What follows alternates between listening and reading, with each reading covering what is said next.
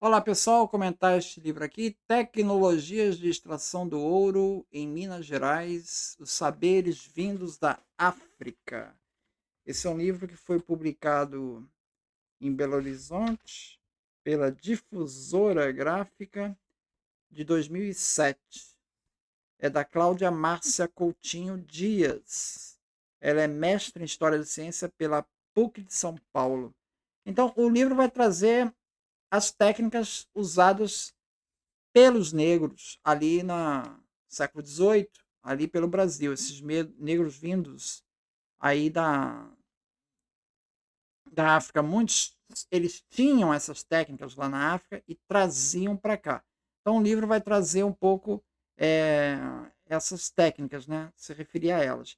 A primeira técnica que ela chama atenção é o uso das bateias, né? As bateias elas já eram conhecidas há muito tempo. O Agrícola, no livro De Re Metallica, cita as bateias, 1556, então já era conhecido.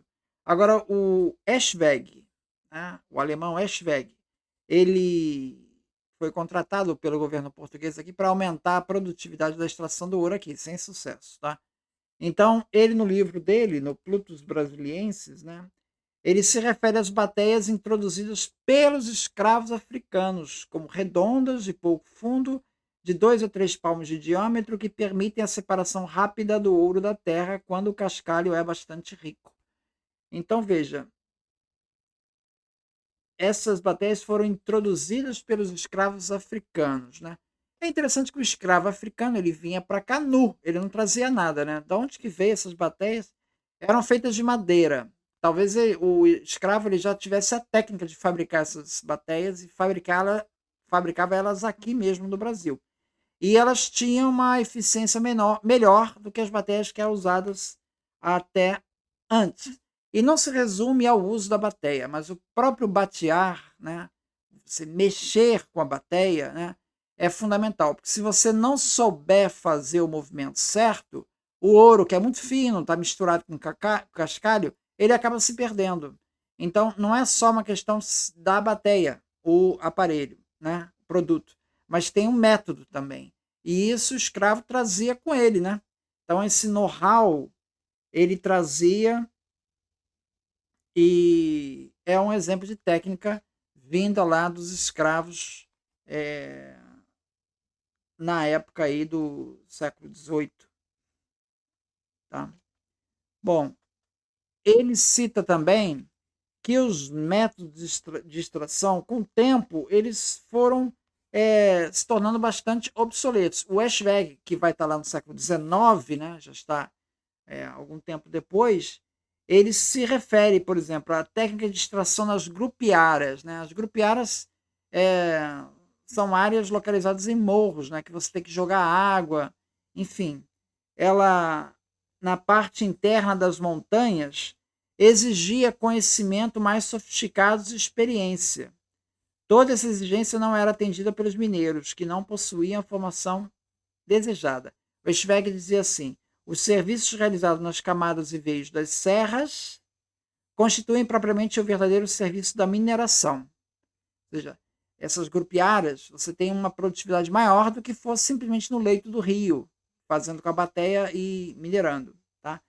Como os mesmos, porém, exigiam muitos conhecimentos que nenhum mineiro tem a oportunidade de adquirir no Brasil. Então ele revela essa carência aqui de formação das pessoas em usar as técnicas novas. No século XIX, começam a vir os primeiros equipamentos, como guinchos, máquinas de ventilação, pilões, desenvolvidos na Alemanha, França, Inglaterra, Holanda, dentre outros países da Europa. Só que os mineiros preferiam praticar as técnicas mais simples, que usavam a bateia. Continuavam usando a antiga bateia, e porque não tinham essa prática em usar esses equipamentos. Tá?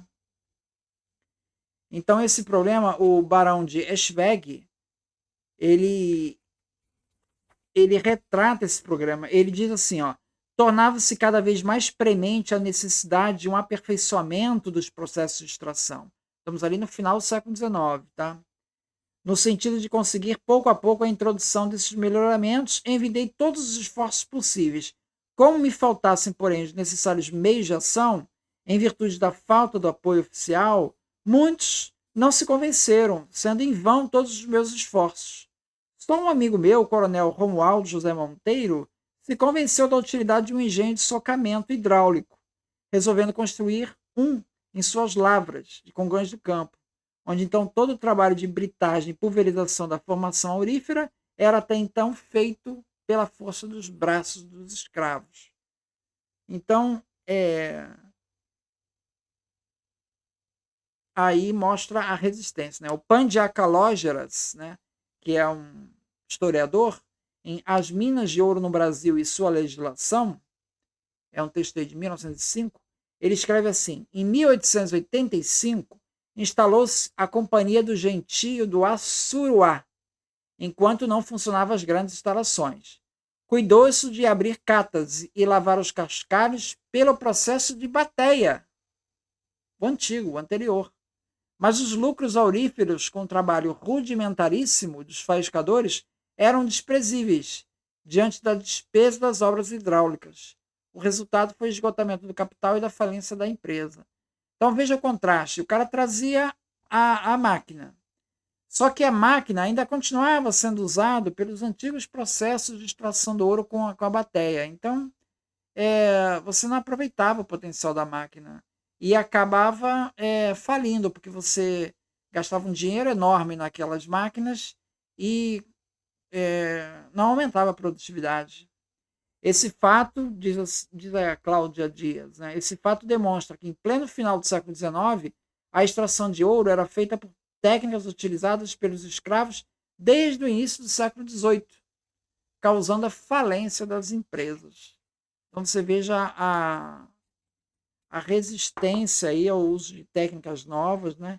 Que também existiam muitos recursos que a maioria não tinha, né? Aqui dessas técnicas, voltando lá para o início da mineração do século XVIII, né? Então, os negros que vinham principalmente da costa da mina eram os que tinham esse conhecimento de mineração, tá? Então dizia o seguinte, aqui o Eschweg dizia o seguinte: somente mais tarde, aprendendo com a prática, principalmente depois da introdução dos primeiros escravos africanos, que já na sua pátria se tinham ocupado com a lavagem do ouro, e de cuja experiência o natural espírito inventivo e esclarecido dos portugueses e brasileiros logo tirou proveito. Foi que os mineiros aperfeiçoaram esses processos de extração. Tá? Ainda também o Conselho Ultramarino, em 1725, ele, numa correspondência, diz assim: os negros da mina são os de maior reputação para aquele trabalho, extração de ouro na faiscação dos rios, né?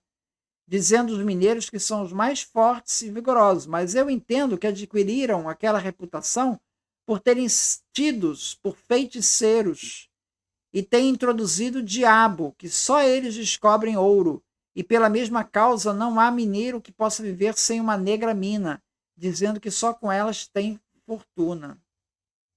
Tá? Então aqui está trazendo um outro aspecto. Né? Não é as bateias, não é o faiscador, mas são as negras que elas sabem onde tem ouro. Ele não diz qual é a técnica que elas usam, mas elas têm, ao que parece, são famosas por acertarem. Então elas têm, de alguma maneira, uma técnica para descobrir a presença de ouro numa determinada região. Aí ele chama de feiticeiros que introduz o diabo, está introduzindo, mas seria interessante saber qual é a técnica que ela usa, né, para descobrir. Então, são os escravos da Costa da Mina. Então, esses seriam alguns exemplos de saberes vindos da África, mas que ficou obsoleto ali no final do século XVIII, quando começa a vir os equipamentos e essa mão de obra não tem familiaridade com essa nova tecnologia. É isso, muito obrigado, então.